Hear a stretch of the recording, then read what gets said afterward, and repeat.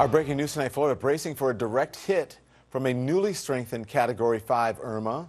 I want to check in now with Jeff Weber from the University Corporation of Atmospheric Science. He is back with us again. So Irma is a Category 5 storm again.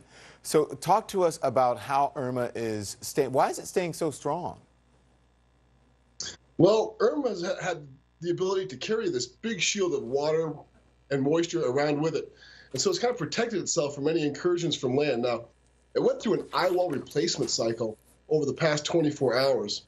And that has enabled the outer bands to contract and make a new eye wall. And when it does that, it has the ability to strengthen and also make the area of hurricane force winds expand. So Irma has not only been able to protect herself, but she's been able to go ahead and increase up to a Category 5 again.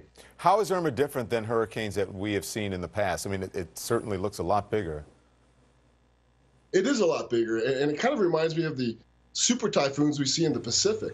Irma's had a long time to develop, and she's really been able to wind up a big area of moisture.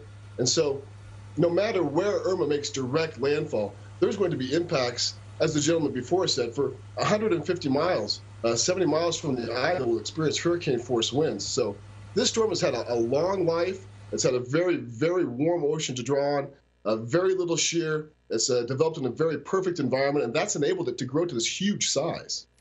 Jeff, the most important message for Floridians to know based on this latest forecast? Right. When we talked yesterday, it looked like Miami was more in the crosshairs for the direct hit.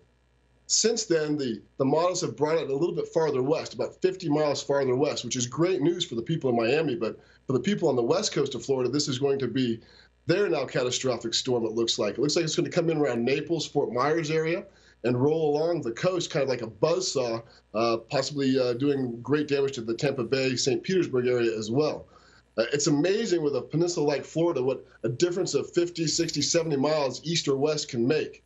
But the people on the East Coast, even though this is going to the west, they'll still be getting a lot of the surge. The water and the motion of the ocean will still be going east to west. So even though they might not be getting the direct hit, they will still be experiencing large surge impacts because there's just been so much momentum with the storm over the past week and a half.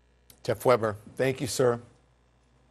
Thank you. When we come back, more on our breaking news. Florida bracing for a direct hit from Hurricane Irma, now a Category 5.